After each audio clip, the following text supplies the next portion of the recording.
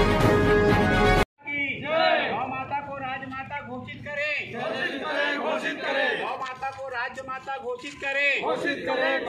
गौ माता को राष्ट्रमाता का दर्जा देना होगा। गाय हमारी आदिकाल से माता के रूप में पूजी जाती रही है। भारत की अर्थव्यवस्था गाय पर आधारित है और कृषि महत्वपूर्ण अर्थव्यवस्था है भारत की, जो कि बिना गाय के संभव नहीं है। गाय के दूध से हमको पंच तत्व प्राप्त होते हैं, जो आयुर्वेद में पंचगव्य के रूप में हमें प्राप्त होता है और हमें स्वास्थ्य लाभ देता है। इसलिए भी गाय महत्वपूर्ण है।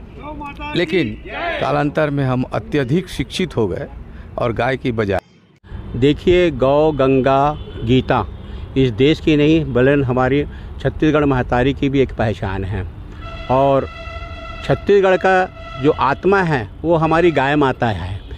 ऐसा कोई घर नहीं होगा गांव में कि जहां पर गौ पालन ना होता हो या गौ सेवा ना होता हो। फिर भी अभी तक ये हमारे लिए बड़ी दुख की बात है कि इस गाय माता को राज्य माता का दर्जा नहीं दिया गया है।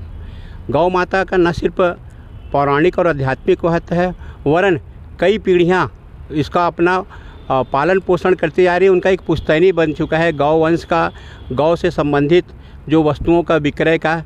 ऐसी स्थिति में ये समय की आवश्यकता है कि गाय माता को राज्य माता का दर्जा दिया जाए।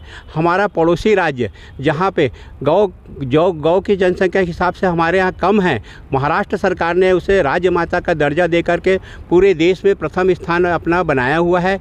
हम सरकार से मांग करते हैं, ये निवेदन करते हैं कि शीघ्र, आज चूँकि गोपाष्टमी है, ऐसे शुभ अवसर पर सरकार जो है राज्य माता का दर्जा दे, राज्य माता घोषित करे और पूरे देश में दूसरा स्थान जो है छत्तीसगढ़ जो है बनने जा सकता है। मैं और सारे हमारे सनातन धर्म भाइयों के माध्यम से इनके द्वारा मैं सरकार से अपील करता हूं कि शीघ्र ही गौ माता को, देसी गौ माता को राज्य माता का घोषित करें। जय श्री राम। गौ माता की जय। भारत कृषि प्रधान देश है और कृषि में भी गौ माता की सेवा निरंतर ली जाती है। गौ माता को व्यवसाय के रूप में न देखकर 33 करोड़ देवी देवताओं का रूप मानकर उनकी सेवा करें। जैसे हम अपने घर में माता पिता की सेवा करते हैं, अगर गाय वृद्धा हो चुकी है तो माता को माता के रूप में करके सेवा दें। और हम कृषि छत्तीसगढ़ में भी बिना गौधन के कृषि नहीं की जा सकती, तो हम गौ माता की सेवा करके धान के कटोरा वाले राज्य को भी कृषि प्रधान अपना महत्वपूर्ण स्थान दें। और हम शासन से मांग करते हैं कि देसी गौ माता को राज्य गौ माता का दर्जा दिया जाए, जिससे गौ सेवा के साथ साथ धर्म की भी जय जयकार होती रहे। जय हो गौ माता की जय। छोटा सा सवाल है सर जी, आप बोले कि गौ माता बुढ़े हो जाने के बाद छोड़ते हैं, लेकिन अधिकांश बालकपन से उनको बाहर निकाल दिया जाता है। एक ग्रामीण बोले या जो भी गौ माता पालने वाला, इसके बारे में आप क्या कहना चाहते? हमने वही बात बोला कि गौ माता को व्यवसाय के रूप में मत देखिए, अपने परिवार और देवी देवताओं 33 करोड़ देवी देवताओं का रूप देखिए उसमें। तो वो चाहे बचपन अवस्था में रहे चाहे वृद्धावस्था में रहे, हमको उनकी सेवा करना ये संकल्प ले। गौ पालन वालों से निवेदन है कि गौ माता में आप साक्षात भगवान का विराजमान रूप देखें। राजेश डागा, समाज सेवक। गाय हमारी आदिकाल से माता के रूप में पूजी जाती रही है। भारत की अर्थव्यवस्था गाय पर आधारित है और कृषि महत्वपूर्ण अर्थव्यवस्था है भारत की, जो कि बिना गाय के संभव नहीं है। गाय के दूध से हमको पंच तत्व प्राप्त होते हैं, जो आयुर्वेद में पंचगव्य के रूप में हमें प्राप्त होता है और हमें स्वास्थ्य लाभ देता है। इसलिए भी गाय महत्वपूर्ण है। लेकिन कालांतर में हम अत्यधिक शिक्षित हो गए और गाय की बजाय घरों में हम कुत्ता पालना शुरू कर दिए। ये हमारी महत्वपूर्ण मतिभ्रम है। हमको प्रयास करना चाहिए कि हर घर जैसे पहले गाय होती थी वैसे ही गाय को रखकर हम लक्ष्मी के रूप में पूजते रहें, ताकि हमारा स्वास्थ्य बना रहे, हमारी अर्थव्यवस्था बनी रहे। नहीं तो कालांतर में हमें बहुत से संघर्ष और कठिनाइयों का सामना करना पड़ेगा।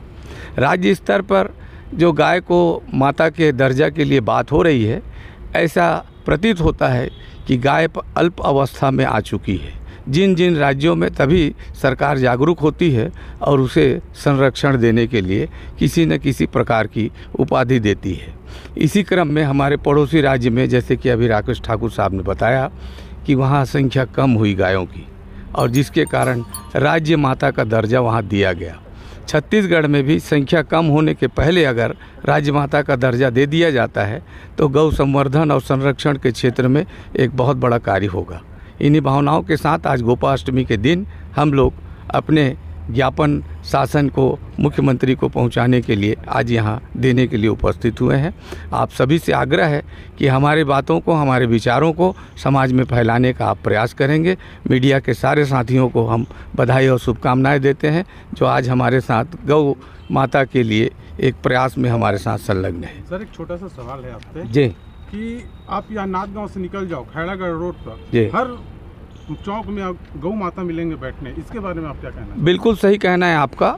लोग दूध उत्पादन के लिए और उनका उपयोग करते रहें, जब ऐसी परिस्थिति आ जाती है तो गायों को छोड़ देते हैं रोड के ऊपर। ये बहुत गलत बात है, जिसमें बहुत से एक्सीडेंट होते हैं, गौ माता को भी चोट पहुंचती है और गाड़ियाँ, अच्छी गाड़ियाँ ख़राब हो जाती है और लोग उससे दुर्घटनाग्रस्त होते हैं। इसके लिए छत्तीसगढ़ शासन ने गौठान योजना बनाया था जो पूर्ण रूप से असफल हो गया। छत्तीसगढ़ के 4 चिन्हारी, नरवा, घरवा, घुरवा, बाड़ी, ये केवल कथनों में रह गया। ये चिन्हारियाँ विकलित नहीं हो पाई। तो हमको ऐसा प्रयास करना चाहिए कि भाई जो गौठान हमारे बनाए गए हैं लाखों करोड़ों रुपए के खर्च से, उन गौठानों को व्यवस्थित रूप से पंचायत के माध्यम से या संबंधित व्यक्तियों के माध्यम से जो गौपालन के क्षेत्र में है उनको व्यवस्थित किया जाए, ताकि सड़क की दुर्घटनाएं भी बंद हो और गौ माता सुरक्षित भी हो।